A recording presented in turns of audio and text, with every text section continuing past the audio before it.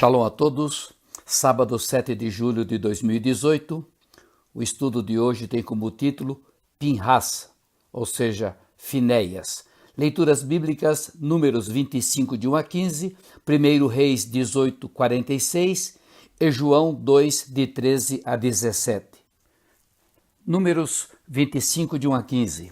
Enquanto Israel estava em Sitim, o povo começou a entregar-se à imoralidade sexual com mulheres moabitas, que os convidavam aos sacrifícios de seus deuses. O povo comia e se prostrava perante esses deuses. Assim Israel se juntou à adoração a Baal-Peor, e a ira do Senhor acendeu-se contra Israel.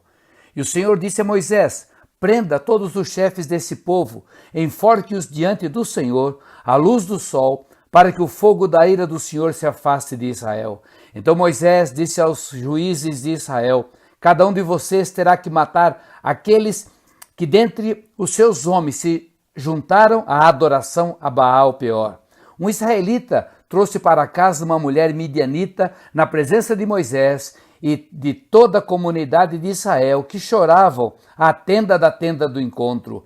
Quando Finéias, filho de Eleazar, neto do sacerdote Arão, viu isso, apanhou uma lança, seguiu o israelita até o interior da tenda e atravessou os dois com a lança. Atravessou o corpo do israelita e o da mulher. Então cessou a praga contra os israelitas. Mas os que morreram por causa da praga foram 24.000. E o Senhor disse a Moisés: Finéias, filho de Eleazar, neto do sacerdote Arão, desviou a minha ira de sobre os israelitas, pois foi zeloso com o mesmo zelo que tenho por eles, para que em meu zelo eu não os consumisse. Diga-lhe, pois, que estabeleço com ele a minha aliança de paz.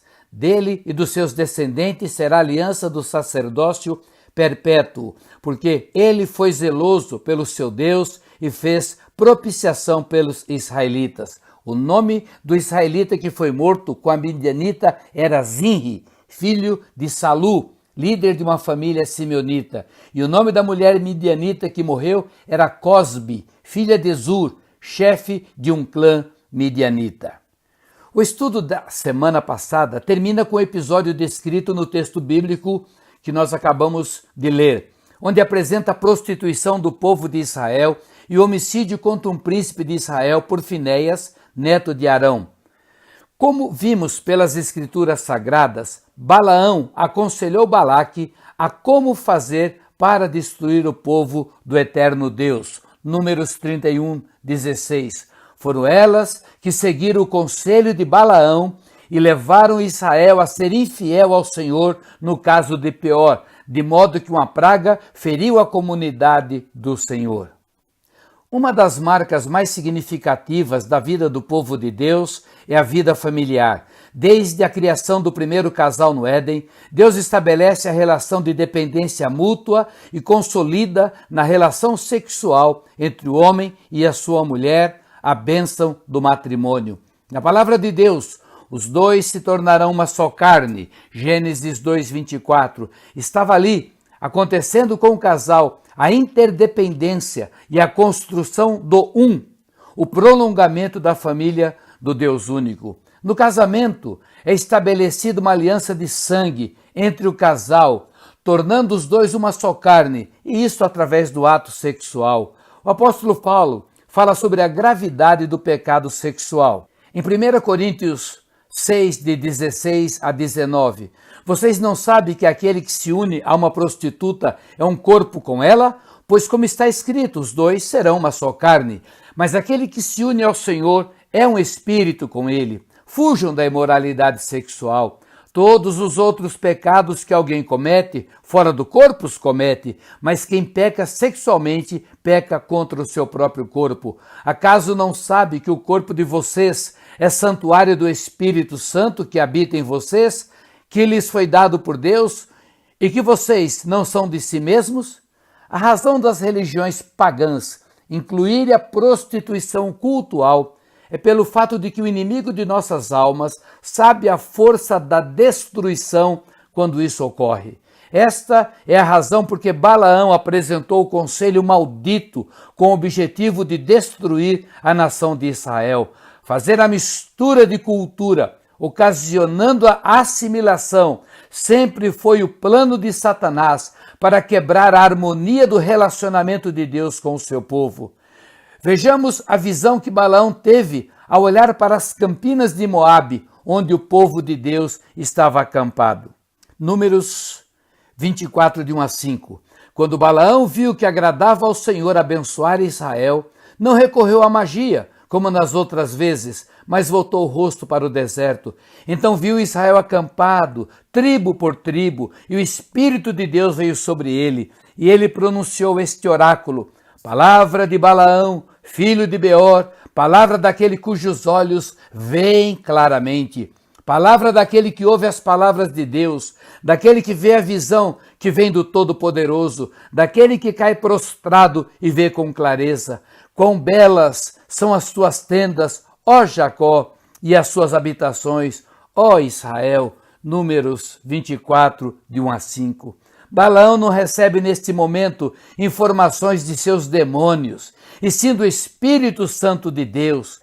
Vê com clareza a ordem divina, a organização do povo, a privacidade das tendas, a vida pessoal das famílias, como sendo preservadas. Aqui, mesmo recebendo a revelação de Deus, ele descobre a única chave para a destruição do povo do Eterno, ou seja, destruir as famílias através da perversão sexual. A perversão sexual leva à perversão espiritual. O povo adora aos deuses moabitas. Impressiona ver e entender como estão ligadas estas duas coisas: servir ao Deus eterno em santidade e vida íntima pura. O corpo é o templo do Espírito Santo, morada do Espírito. A vida íntima é um privilégio dos casados. Deve haver respeito e proteção mútua.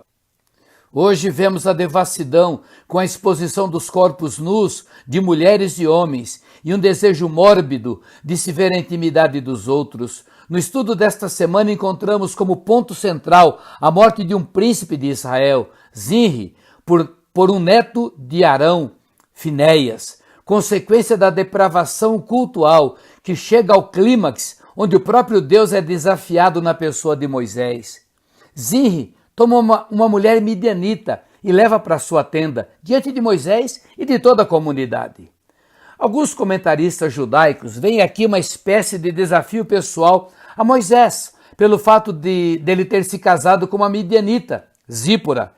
E segundo estes comentários, teoricamente Moisés não poderia falar nada contrário. Embora o texto bíblico em que estamos firmados não nos garanta isto, muito provavelmente foi o que ocorreu. Mas na realidade, se não fosse feito nada, provavelmente seria a destruição do povo de Israel. Finéias tem o seu nome perpetuado na história, inclusive sua família, com a bênção de Deus, ao torná-lo sacerdote pela sua corajosa atitude. O que levou Deus a aprovar um assassinato diante de Moisés e de todo o povo? Não encontramos nada nas Escrituras que nos façam entender a bênção da paz para a casa de Finéias. O próprio fato de Deus falar a Moisés imediatamente ao ocorrido foi para evitar as consequências naturais que viriam sobre Finéias. A paz de Deus é shalom, alegria plena, ausência de medo, culpa, etc. Foi visto por Deus como providencial, mas não como modelo a ser seguido, conforme lemos neste texto seguinte, Romanos 12:19. Amados, nunca procurem vingar-se, mas deixe com Deus a ira, pois está escrito: minha é a vingança, eu retribuirei, diz o Senhor. Romanos 12:19. Muitas vezes sentimos-nos tão indignados com o mal que chegamos a desejar usar as próprias mãos, ou seja, resolver os problemas na nossa força, e esse não é o caminho de Deus. A maior lição que encontramos no presente estudo é com relação ao culto a Deus em nossas vidas íntimas, quer solteiro ou casado. A pureza é o caminho para a preservação da paz e da harmonia. A santidade no casamento traz a bênção de Deus para dentro de nossas tendas. Na iniciativa de Finéias e seu zelo, usando somente o princípio como modelo, deve nos incentivar a mesma coisa pela causa do Evangelho. não depender de nossos líderes, quando está em nossas mãos agir enquanto é tempo. A iniciativa de Finéias foi necessária, resultou no livramento do povo judeu. Recebeu a bênção da paz de Deus, mas não recebeu a liderança do povo para substituir Moisés. Para conduzir o povo de Deus, seria necessário outro tipo de liderança, em Números 27, de 18 a 20. Então o Senhor disse a Moisés: chame Josué, filho de Num, homem em que está o Espírito, e impõe as mãos sobre ele. Faça-o apresentar-se ao sacerdote Eleazar e a toda a comunidade e o comissione na presença deles. Dê-lhe a parte da sua autoridade para que toda a comunidade de Israel lhe obedeça. Números 27, de 18 a 20. Agora vamos ler primeiro livro dos Reis, 18, verso 46. O poder do Senhor veio sobre Elias, e ele, prendendo a capa com o cinto, correu à frente de Acabe por todo o caminho de Jezreel. Aqui vamos um novo texto para dar continuidade e entendimento à porção desta semana. Depois da grande prova, desafio aos profetas de Baal, Elias passa por uma crise muito grande. Com a ameaça de Jezabel, Elias foge com medo e é socorrido pelo Senhor. Passagem muito conhecida e cabe bem no presente estudo. Sempre estaremos enfrentando o mal. Enquanto não chegar o tempo do Messias, seu povo, a igreja fará guerra espiritual. Na realidade, são guerras de altares. Deus vem em socorro do profeta que, após um desgaste muito grande, entra numa espécie de estresse e fica extremamente vulnerável. O descanso é vital no nosso dia a dia. O Pai maravilhoso pensou em tudo quando em seu coração projetou um dia de descanso para a humanidade. Mesmo o grande Elias, ou qualquer um de nós, sempre dependeremos da graça e misericórdia de Deus e também precisaremos viver com sabedoria, não dando argumento, ou seja, legalidade, ao inimigo de nossas almas. Vejamos o exemplo de Jesus Cristo. João 14,30, já não lhes falarei muito, pois o príncipe desse mundo está vindo e ele não tem nenhum direito sobre mim.